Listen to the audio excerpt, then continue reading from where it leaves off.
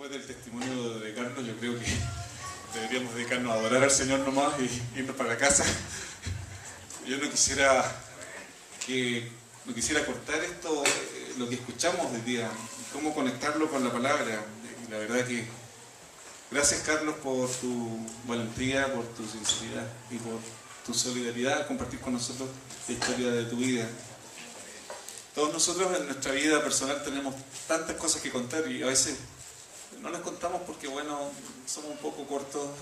Hay otras cosas que uno dice, no, ¿para qué ser tan autorreferente? Pero hay que contar las cosas que Dios ha hecho en nuestra vida. Y los grupos pequeños tienen esa finalidad. Cuando nos juntamos cada domingo a compartir con nuestros grupos, es el momento para abrir el corazón un poco y contar, miren, yo tengo este problema. Hoy día dijimos, en mi grupo pequeño dijimos, lo que se conversa en el grupo pequeño queda en el grupo pequeño, ¿verdad? Recuerden los grupos, entonces aprovechen estas instancias de dialogar. Y somos personas, somos seres humanos. A veces los cristianos tenemos el falso concepto de que seguir a Dios es tener todo solucionado, tener todo listo, todo ok en la vida, y no es así. Y por eso que este es un camino con Jesús. Y día a día, paso a paso, el Señor nos va renovando, nos va restaurando y va haciendo algo en nuestra vida. Así que gracias, Carlos, muchas gracias. Que Dios te bendiga por contarnos tu experiencia. Y esta es la caminata de los 40 días con propósito que estamos realizando juntos. Vamos en el día 14. Hoy es el día 14. Esta semana vamos a estar a mitad de camino y vamos a ir descubriendo un nuevo propósito. ¿Cuál fue el propósito de esta semana? Adoración, ¿verdad? ¿Recuerdan? Adoración. Y si hay una palabra que podemos nosotros relacionar con adoración, es la palabra entrega o renuncia. Renuncia. Y cuando Dios nos habla, cuando Dios nos toca, tenemos que levantar nuestra bandera en blanco y decir, ok, yo me rindo, Dios, me rindo, ya, no más, no más. Y no solamente nos rendimos frente a Dios, que es la primera persona a la que tenemos que rendirnos, pero también tenemos que rendirnos ante los desafíos, ante las cosas que Dios permite en nuestra vida, y decirle a Dios, Dios, toma tú el control de todas las cosas en mi vida. Dios, toma el control de las cosas que me están pasando. Dios, encárgate de mi historia. ¿Cómo Dios puede cambiar la historia o rehacer nuestra historia? Bueno, esos son los milagros que Dios hace día a día. Tenemos acá el bosquejo del sermón y en sus hojitas también recibieron la hoja. Ojalá todos la tengan. ¿Lápices tienen o no? Hay algunos lápices por acá. A ver si. Las hojas. Esta bolsita, si alguien me ayuda, ayúdame con los lápices. Y después en esta bolsita. Hay más hojas. No sé si hay más hojas. ¿Alguien no tiene? Levante la mano. ¿Quién no tiene hoja? Todos tienen. Ah, atrás, allá. Los músicos no tienen. Vamos a tener que... Bueno, pueden juntarse en pareja, no sé. Y después vemos la manera de tener este bosquejo. En todo caso, a sus correos va a llegar, o al correo de la iglesia va a estar el bosquejo. No lo hemos enviado, pero semana a semana lo vamos a estar enviando, como también el bosquejo que aparece acá en la pantalla. Bueno, fuimos planeados para agradar a Dios.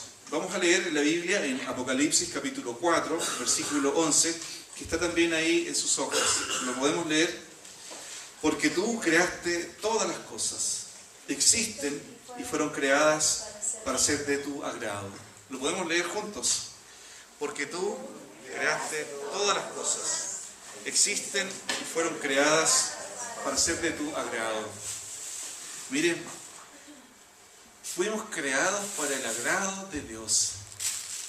Como dice otra traducción, fuimos creados para el placer de Dios, para el deleite de Dios. El deleite de Dios. En Efesios, cuando Pablo, y el texto que ocupamos también la semana pasada, dice, porque somos hechura suya, creados en Cristo Jesús para buenas obras.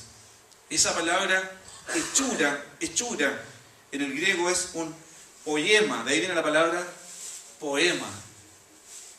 una obra de arte de Dios, o para el deleite de Dios. No sé si a ustedes les gusta el arte, las obras de arte, o una pieza musical, un cuadro, no sé, lo que sea. Pero cuando tú ves algo que te agrada, tú te deleitas y ves, observas y dices, ¿cómo alguien pudo haber creado semejante maravilla? Y cuando tú miras a tu vida, o cuando tú te consideras a ti mismo, fíjate, tú fuiste creado para el placer, para el deleite de Dios. Así que cuando ya nos damos cuenta de eso, de que fuimos creados para el deleite de Dios, nuestros complejos de inferioridad, los problemas que tenemos, las dificultades que uno ve en su vida, ya no son tan grandes esas dificultades. Porque Dios se deleita al verte a ti como su creación. Piensa en eso. Fuiste creado para el deleite de Dios. Y todos los seres humanos hemos sido creados o fuimos creados para el deleite de Dios. Pero algo sucede con el ser humano. Algo sucede. En lugar de ser una obra de arte para Dios, donde se exhiba esta maravilla de Dios, el ser humano ha sido contaminado, hemos sido contaminados para que la imagen de ese Dios invisible que está plasmada en nosotros, esa imagen muchas veces se hace imperceptible. La gente no puede observarla. Y vemos, por ejemplo, cómo la imagen de Dios en el ser humano se ha deteriorado. Vemos a un hombre acabado, a una mujer acabada por las drogas, por el alcohol, y tú dices, ¿y dónde está la imagen de Dios allí? O vemos a alguien que está en una cárcel porque está pagando allá sus culpas, porque asesinó a alguien, porque hizo algo malo, y nos preguntamos, ¿dónde está la imagen de Dios? ¿Dónde está la obra de arte de Dios en ese ser humano? Y hay una respuesta. La Biblia dice que todos nosotros pecamos y nos apartamos de Dios. Y el pecado nos ha contaminado, el pecado nos ha alejado de Dios. Por eso que la Biblia también dice, no hay justo, ni aún uno. Y el pecado va contaminándonos, el pecado va apartándonos de Dios, el pecado va ocultando la imagen de Dios en el ser humano. En Roma, en el Vaticano, existe la Capilla Sixtina. Allí, en esa capilla, el cielo está cubierto de pinturas. Tenemos una familia en Roma, ¿no es cierto? Tenemos que orar por nuestros hermanos, y los que puedan ir a Roma, bueno, parece que algunos van a ir a Roma, no sé.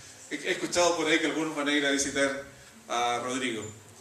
Pero me encantaría ir a esa capilla y ver esos frescos que están allí arriba, esas pinturas. Y cómo se observa la creación y se observa muchos relatos de la Biblia. Pero hubo un tiempo donde un papa mandó a un pintor a limpiar ese cielo, porque ya por el polvo, por la tierra, ya los frescos, las pinturas no se estaban viendo muy bien. Se hizo una restauración de esa capilla. Colocaron los andamios y vino gente especializada y limpió. Y cuando quedó eso limpio, la gente quedó así extasiada mirando lo que había oculto detrás de la tierra, detrás del polvo. Jesucristo, el Hijo de Dios, vino precisamente al mundo para quitar el pecado del mundo. Y Dios, que nos creó a nosotros para su imagen, para su deleite, para su gozo, para su placer, Dios precisamente mandó a Jesucristo para quitar aquellas cosas que impiden ver la obra de arte de Dios en nosotros. Y eso lo hizo Jesús allí en la cruz. Y eso lo sigue haciendo Jesús con nosotros día a día. Y hoy, al escuchar el testimonio de Carlos, yo creo que Dios a mí también me está comenzando a limpiar de nuevo para que esa obra de arte de Dios sea visible. Entonces, lo que tú y yo estamos viviendo hoy día es como observar la mano especializada de Dios o de Jesús, el Hijo de Dios, limpiando, para que quede a la vista de todos que tú y yo somos una obra de arte de Dios. ¿Y dónde se exhiben estas obras de arte de Dios? ¿Dónde se exhiben? ¿Cuál es la galería de Dios? Acá, la iglesia. Esta es la obra de arte de Dios. Entonces, cuando la gente mira a la iglesia, ¿qué debiera mirar? Solo obras de arte.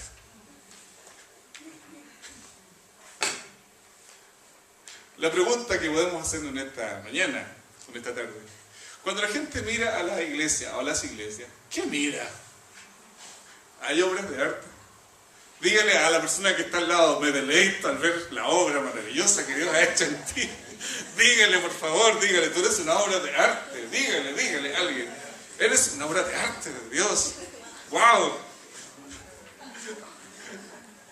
Eres una obra de arte de Dios. Y no permitas que nada ni nadie opaque la imagen de Dios en ti.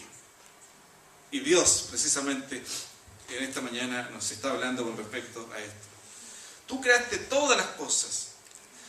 Existen y fueron creadas para ser de tu agrado. Y tú eres para el deleite de Dios, para el agrado de Dios.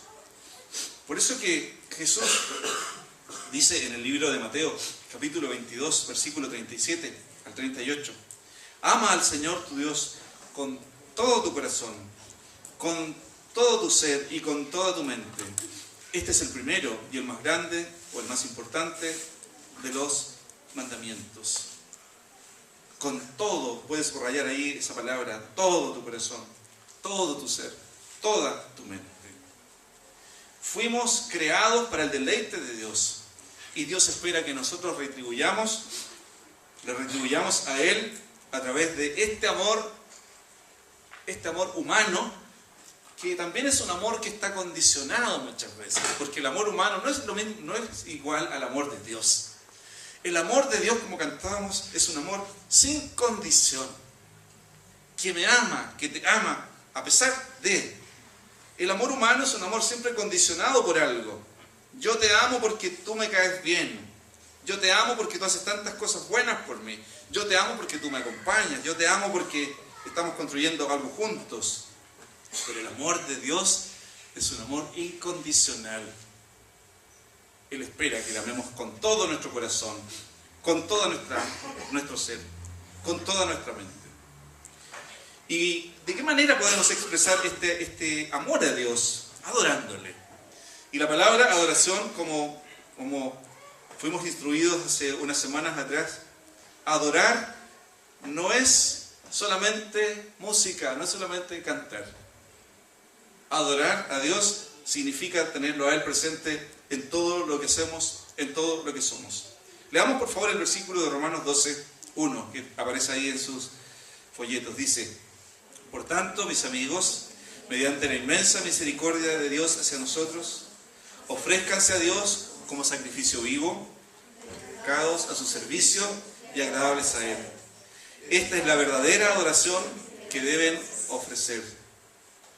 Ofrézcanse ustedes mismos. El primer propósito, adorar a Dios.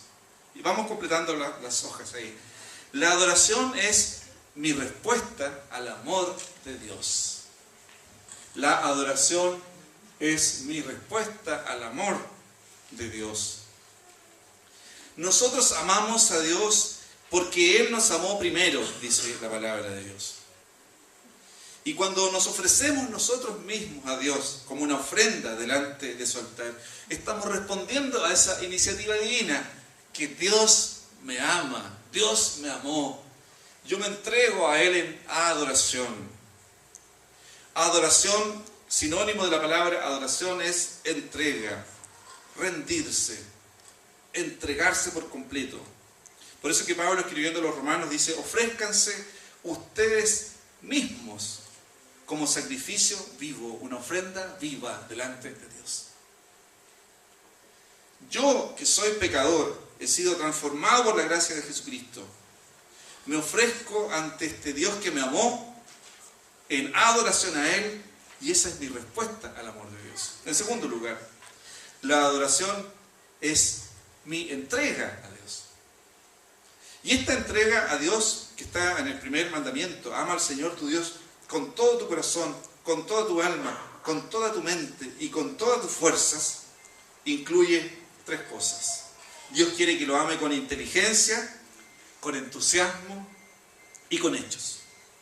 Con inteligencia significa amar a Dios con toda mi mente, con mi razón.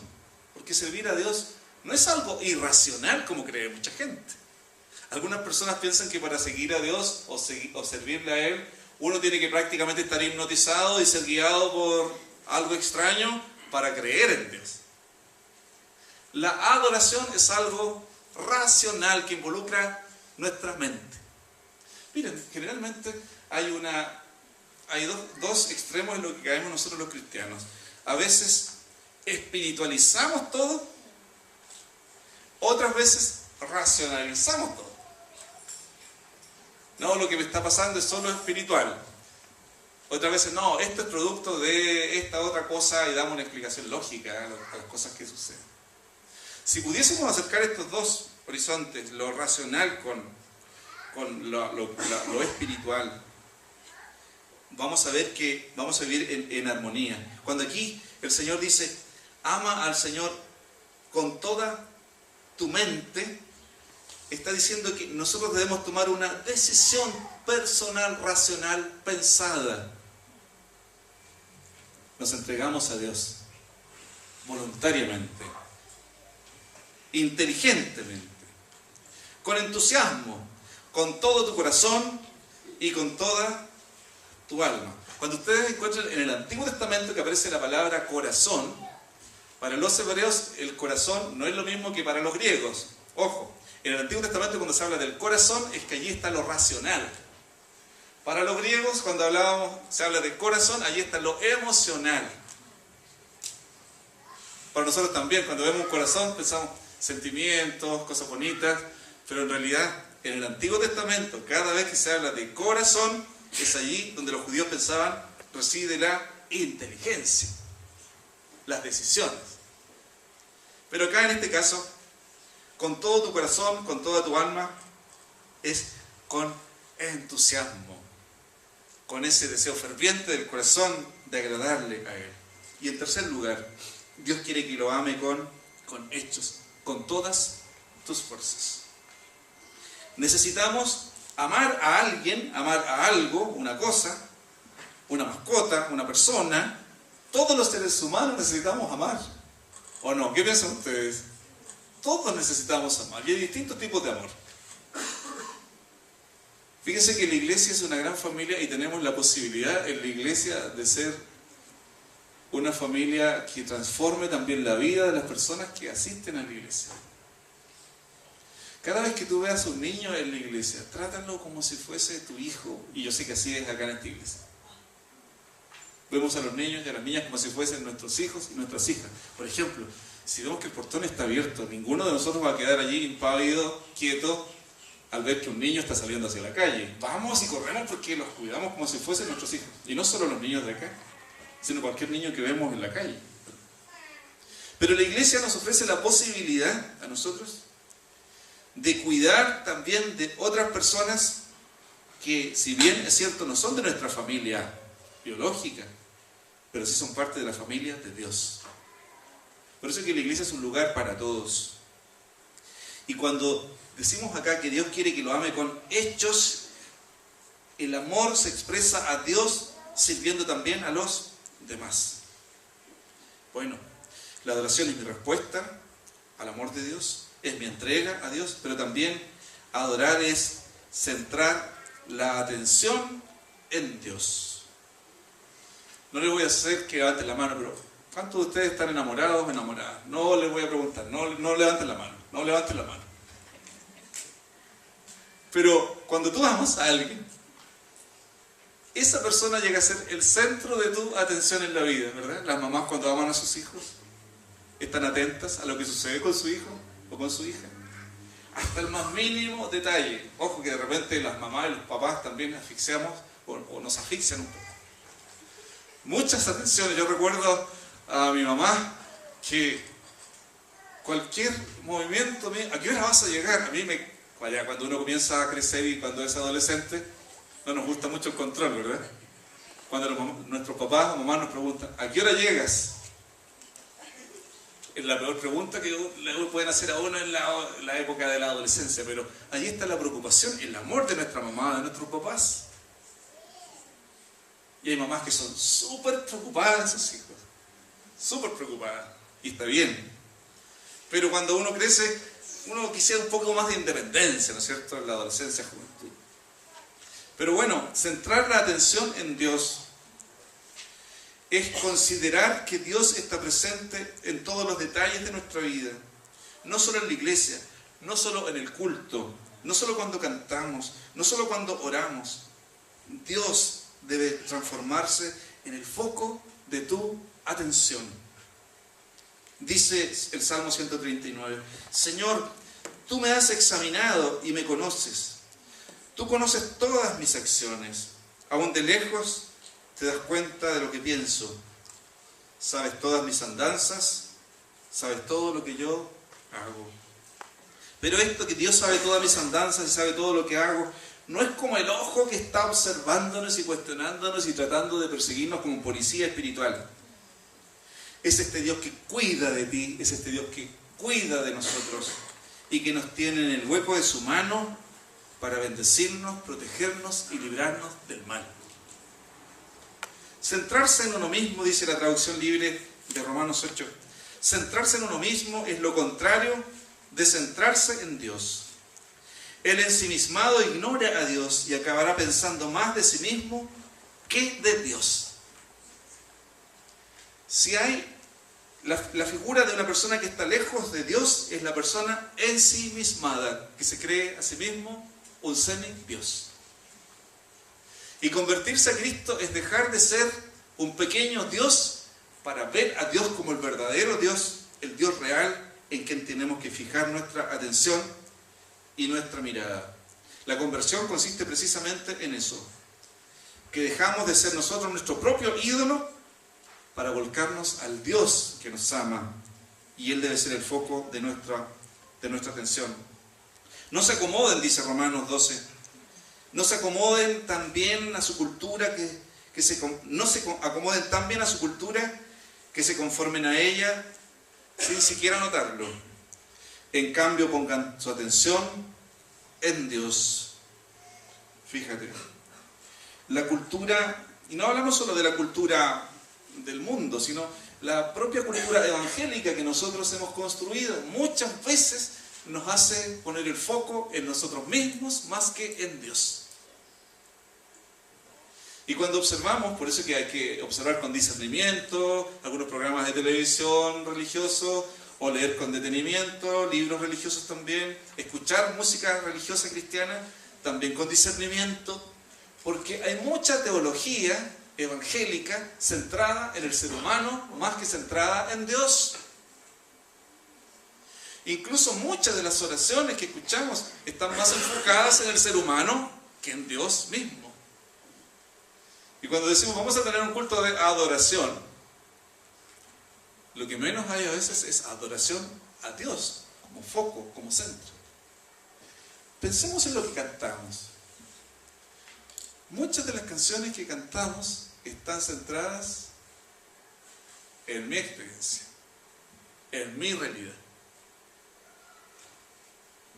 El foco debe estar siempre en Dios. Mucha teología positivista hoy día está enfocada en el hombre, en el ser humano, más que en Dios. Y podríamos mencionar a muchos telepredicadores o predicadores de internet hoy día que si tú escuchas sus sermones, que son sermones muy, muy elocuentes y son cultos realmente impactantes, pero mucha de esa teología está enfocada, más yo diría que es una mezcla entre psicología positivista y teología malentendida, en donde nos invitan a dar ciertos pasos para que nos libremos del sufrimiento, nos libremos del temor, nos libremos de esto, nos libremos de lo otro, que demos tanta cantidad de dinero porque es una inversión, porque vamos a obtener de vuelta mucho más. Nuevamente, el foco allí está en el ser humano, pensando siempre en lo que nosotros vamos a recibir.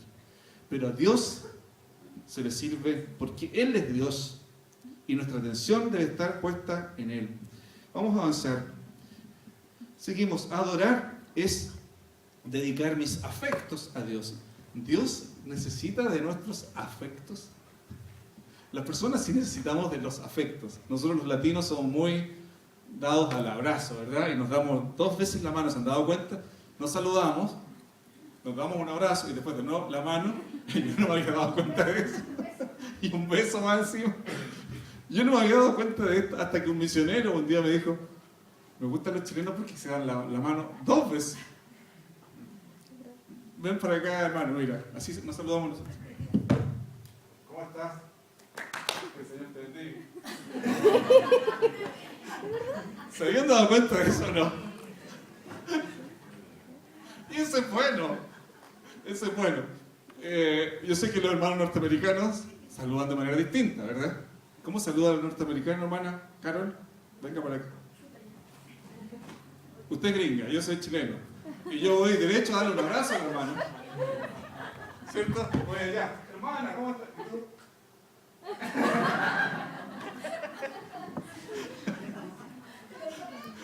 Porque culturalmente somos distintos. No vamos a decir que uno es bueno y otro malo. No es esa la idea. Pero somos diferentes.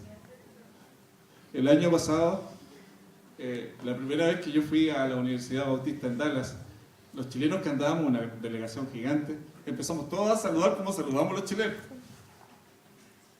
Y las hermanas estaban ahí. ¿Cómo están? Después aprendimos, y al segundo día, no, solamente ahí. Bueno, pero ya los hermanos que están acá, norteamericanos, saludan como chilenos, ¿no es cierto? No hay problema. Nosotros, los seres humanos, necesitamos los afectos. Dios necesita de nuestros... ¿Qué significa que Dios necesita nuestros afectos? Dios se agrada cuando nosotros le expresamos a Él también nuestro amor, nuestra adoración. Revisemos nuestras oraciones, por ejemplo. ¿Cómo oramos a Dios? ¿Qué palabra usamos para referirnos a Dios? Padre nuestro que estás en los cielos, Padre nuestro, Señor amado. ¿Cuántos de ustedes oran de la siguiente manera? Oh Dios, mi amado Señor, yo te amo tanto. Me he encontrado a veces en la rutina de la oración orando siempre lo mismo. Y nosotros criticamos a los católicos y decimos, nosotros no usamos vanas repeticiones. Nosotros no rezamos, no rezamos nosotros hacemos oración. ¿Y qué es orar? Es expresarle a Dios nuestros afectos. Y los chilenos somos un pueblo de poetas. Somos un pueblo de poetas. Y en la oración a veces somos tan fomes. ¿Te imaginas que conversar con la persona que tú amas, con tu esposa, tu esposo, conversar siempre lo mismo, siempre las mismas cosas? Sería una lata, ¿verdad? Pero ¿por qué cuando oramos a Dios caemos en la rutina de repetir siempre lo mismo? Nosotros amamos a Dios, dice 1 de Juan, porque Él nos amó primero. Lo que pido de ustedes, dice Oseas, es amor y no sacrificios, conocimiento de Dios y no holocaustos. Dios es apasionado, mire, me gusta esta traducción de Éxodo 34. Dios es apasionado con respecto a su relación con nosotros. Dios es apasionado con respecto a su relación con nosotros. En la semana pasada leíamos el versículo del Salmo cuando dice, mi embrión vieron tus ojos. Quiere decir que cuando Dios vio que estábamos siendo formados allí en el vientre de nuestra mamá, Dios dio un salto de alegría, de júbilo, y dijo, wow, aquí está gestándose mi hijo, mi hija. Dios es un apasionado con respecto a su relación con nosotros. Él nos quiere solo para Él y para nadie más. Dios no quiere compartir esta obra de arte con nadie más. En ese sentido, Dios es un apasionado por ti. Porque Dios te quiere para Él y para ningún otro Dios, si es que existiera otro Dios. Pero nuestra pasión hacia Dios también tiene que estar enfocada hacia Él. Y adoramos a Dios con nuestros afectos. Intenta adorar a Dios con tus palabras, por ejemplo, con palabras que tú nunca le hayas dicho a Dios. A tu esposa o a tu esposo, seguramente tú tienes algunas palabras afectuosas para referirte a él o a ella. Incluso palabras que a lo mejor son códigos solo entre ustedes y de nadie más. Pero cuando nos referimos a Dios, ¿cómo le decimos? ¿Utilizamos un término, unas palabras solo religiosas? ¿O abrimos el corazón a Él? Entréguense a Dios, dice Romanos, como personas que han muerto y han vuelto a vivir. Y entréguenle su cuerpo como instrumento para hacer lo bueno. Nosotros, lo dijimos tiempo atrás, no somos nada, no existimos sin nuestro cuerpo, ¿verdad? Sin nuestro cuerpo nosotros no existimos. El ser humano es espíritu, cuerpo también. Algunos dicen espíritu, cuerpo y alma. Bueno, en teología hay varias acepciones ahí. Pero vamos a decir, nosotros somos este cuerpo. Y donde este cuerpo va, tú estás. Cuando decimos espiritualmente, yo estoy acá con ustedes, aquí, espiritualmente, pueden haber muchos hermanos espiritualmente, pero no están. La lógica dice que no están presentes, porque no está su cuerpo. Y cuando Pablo dice acá, en Romanos, entréguense como personas que han muerto y han vuelto a vivir, y entréguenle su cuerpo como instrumento para hacer lo bueno. Está diciendo, entreguen la totalidad de su persona para la gloria de Dios. Todo lo que ustedes son, para Dios. Eso es adoración. Y por último, adorar es usar mis capacidades para Dios. Usar mis capacidades para Dios. Tenemos en la iglesia personas que son expertas en muchas cosas. Aquí hay personas que son expertas en computación, por ejemplo, que hacen maravillas con la computación, con un computador. Hay gente que tiene habilidades musicales. A mí, yo me siento detrás de ese teclado y no tengo idea cómo funciona. Apenas alguna tecla podré aplastar y va a sonar algo.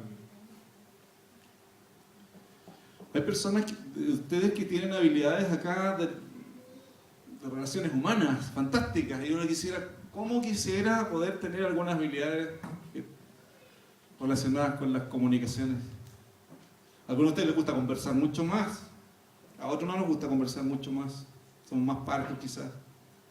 Hay distintas capacidades, distintas habilidades. Hoy día también se habla de inteligencias múltiples, que algunos tienen distintas capacidades, pero dice la Biblia en Colosenses, hagan lo que hagan, trabajen de buena gana como para el Señor y no como para nadie de este mundo. Al salir de esta reunión hoy día, nos vamos a ir al verdadero culto de adoración a Dios que comienza saliendo de la reja hacia afuera. Ahí comienza el verdadero culto a Dios. Y cuando mañana estemos en el trabajo, si tú identificas a una persona complicada en tu vida, ojalá que ninguno de los que estamos acá sea así la persona complicada en el trabajo. Pero si tú identificas a alguien complicado en tu trabajo, en tu vida, ese es tu desafío. Y seguro Dios te está colocando a esa persona como un espejo frente a mí y me está diciendo, mira, así a veces también actúas tú. Mira cómo se siente la gente cuando tú actúas de esta manera. Mira lo que se siente. Mira lo agradable que son las personas que actúan de esta manera. Y uno reacciona y dice, en realidad, Señor, es un desafío para mi vida. En lugar de enjuiciar o criticar a los demás, son desafíos para nosotros mismos. Es como mirarnos al espejo. Entonces, hagan lo que hagan, trabajen de buena gana como para el Señor y no como para nadie en este mundo. Por esto, ya termino, por eso nos empeñamos en agradarle. Ya sea que vivamos en nuestro cuerpo o que lo hayamos dejado, somos del Señor, dice más adelante el texto. Nos empeñamos en agradar al Señor. Ya sea que vivamos en nuestro cuerpo o que lo hayamos dejado. Adoración, entonces, hermanos, es mi respuesta al amor de Dios. Es mi entrega a Dios. Es centrar la atención en Dios. Es dedicar mis afectos a Dios. Es usar mis capacidades para Dios. Se construía una enorme catedral en un tiempo y estaban los trabajadores allí, y había un hombre muy enojado, muy enfadado, y llegó alguien y le preguntó a ambos. A uno le dijo: ¿usted qué está haciendo? Aquí me tienen picando piedras, cuando yo puedo ser una persona que haga otras cosas. Aquí estoy picando piedras todo el día, dijo el otro. Al otro le preguntaron lo mismo: ¿y usted qué está haciendo, señor? Yo estoy construyendo una catedral que va a ser símbolo de la fe de esta ciudad. ¿Cómo tomamos el día? ¿Cómo vamos a tomar la semana que viene? ¿Para adorar a Dios? ¿O para tener un culto insoportable para Dios? ¿Saben ustedes que hay cultos que Dios no soporta? Hay adoración que Dios no soporta. Lean a los profetas del Antiguo Testamento. Lean a Amós, por ejemplo, cuando dice Dios: ya no quiero más vuestras celebraciones, ya no quiero más holocaustos, ya no quiero más sacrificios. Es como si Dios dijera: estoy harto de las ceremonias. Yo quiero un corazón contrito y humillado. Es lo que Dios espera de cada uno de nosotros. Que el Señor nos bendiga, hermanos, en esta semana, donde comenzamos con la tercera semana de esta vida con propósito. Mañana ya, día 15. ¡Ánimo! Que esta semana llegamos a la mitad del camino y vamos a seguir siendo bendecidos y sorprendidos por nuestro Dios. Que el Señor nos bendiga. Y gracias por su atención.